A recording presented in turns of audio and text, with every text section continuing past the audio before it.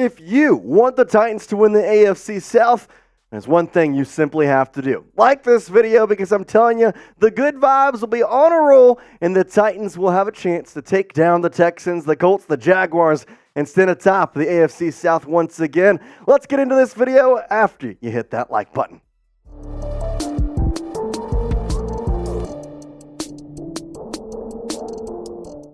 Appreciate you hanging out with us here on Titans Today by Chat Sports. I'm your host, Jay Sanders, and we are 50 days away from the 2024 NFL Draft. And, well, the Titans have the number 7 pick. So we're going to look at the 5 draft prospects that I could see the Titans drafting. The top 2 you're probably expecting, but I want to go through every single option scenario and how I could see all this going about ran Carthon's way. Plus, guess what? With the NFL Combine being last week, every single one of these guys, we have some audio clips as the Titans were able to talk to them at the NFL Combine, so you're going to get to listen to that as well. With the first one being, that's right, Joe Alt. He's the number 1 prospect and is the obvious choice for the Tennessee Titans at pick number 7. That's what everybody says is going to happen, and I ultimately do think that is probably the pick that will be made by Tennessee. He was the highest-ranked offensive lineman in this class, according to Mel Kiper Jr., and it's rightfully so, because he only allowed 4 sacks his entire college career at a prestigious Notre Dame program. Now, Joe Alt has been on the Titans' radar for pretty much the last 8 months, given that they had a shot to pick up a pretty nice draft pick. Obviously, last year, though, they got the top overall tackle as well in Peter Skoronski. Now, this year, they could go and do the same thing with Joe Alt. He met with the Titans in Indianapolis at the NFL Combine. He had a little talk about it and said this at Indy. It was great. Got to spend a lot of time with the new offensive line coach, got to work some, go through my film and work some stuff, and it was a good time. Short clip, but hey, he announced it. He said it. That's what matters. We know that Alt and both probably Rand Carthon and Brian Callahan met with him at the NFL Combine. He's the first choice for sure. I know we can sit here and say, oh, what about this guy or this guy? But we all know Joe Alt, if he is there at pick number 7, will probably be the pick for the Tennessee Titans. As boring as that might be, or as fun as that may be, the offensive line is just bad.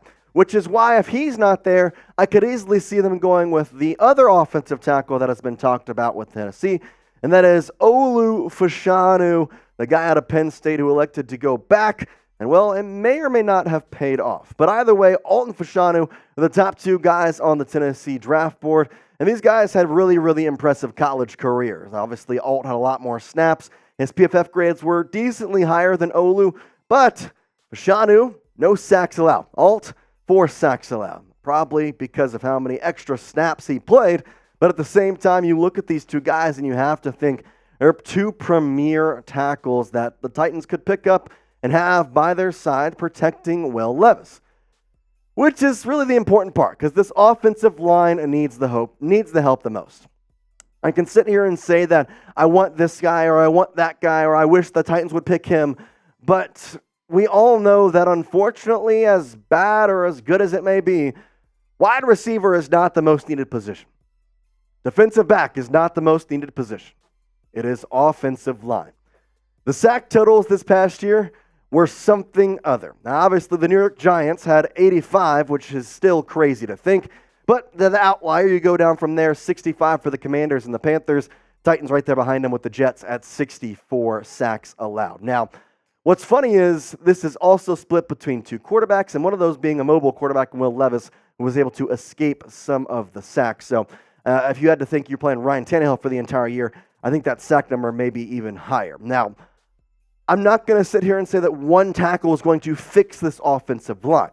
But I do think if you pick one of these guys, you're going to be able to help the sack numbers go down. You'll have Skoronski in his second year. And I think either of these, either Alt or Fashanu, could come in and play for the Titans and potentially be a Pro Bowl tackle in their first year. That's how highly I think they could be. I want you to pick one of these, though. If is it Joe Alt or is it Olu Fashanu? Which one would you rather have? Probably a lot of Alts, but I'm curious to see if we got some Fs in the chat for Fashanu. Pick an offensive lineman you would like the Titans to have. A for Alt, F for Fashanu. Get down in the comment section and let me know.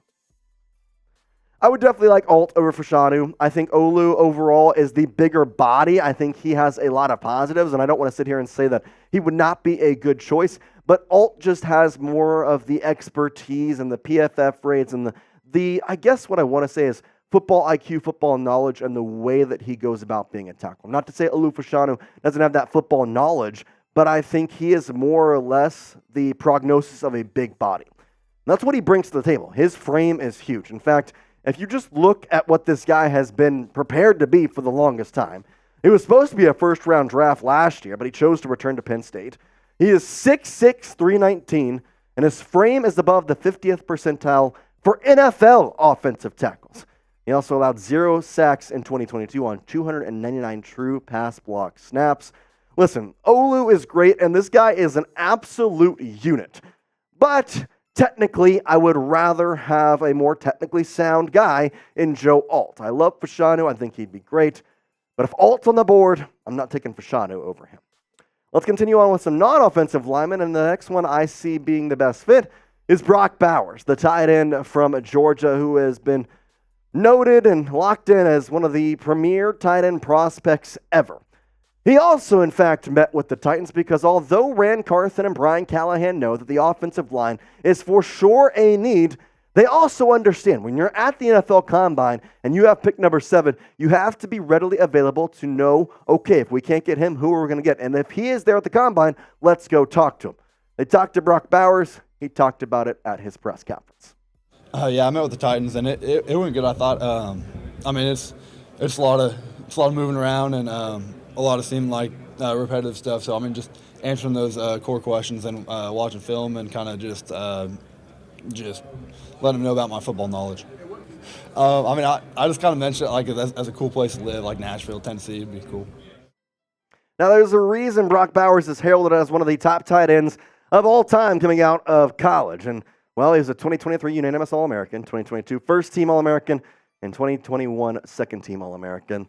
Ultimately, he's a great long speed. He has threats in a lot of ways whenever he touches the ball. And what I mean by great long speed is he's able to go up the field as a tight end. He can go and play these streak routes type of, similar to Kyle Pitts. Obviously, I know he's not been used that way in Atlanta, but we saw in Florida, that's what we saw out of Brock Bowers at Georgia. And they are getting comparisons of him to George Kittle, which I think is very on par, maybe a little bit closer to Travis Kelce in some ways, but either way, being compared to one of the top tight ends in the league, yeah, you're not even out of college, you're getting that comparison. I like that. Now, if you're excited for the NFL draft and to see who the Titans take, whether it's Alt, Fashanu, Bowers, or the next two guys we're going to talk to, well, like the video, because I'm telling you, we're putting out great Titans content, and we're just going to keep going and keep going. And the more likes, well, that probably just means more Titans videos and more Titans content for everybody right there. All right, let's continue on here with the fourth draft target being Rome Odunze. Now, Rome is an interesting case because he will 99%, at least in my eyes, be available at number 7. And the stats that he put up in 2023 were absolutely insane. 92 receptions, 1,600 yards, 13 touchdowns.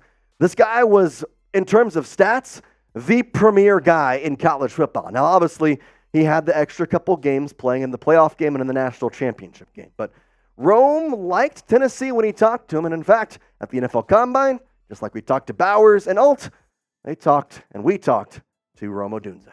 It was cool. I think that was one of my first meetings. So, going into it a little nervous, figuring out, how those meetings are going to go. But good people as well, They were also very, very diligent, asking me all the good questions, making sure I knew what I was talking about. I feel like, I probably impressed them, hopefully.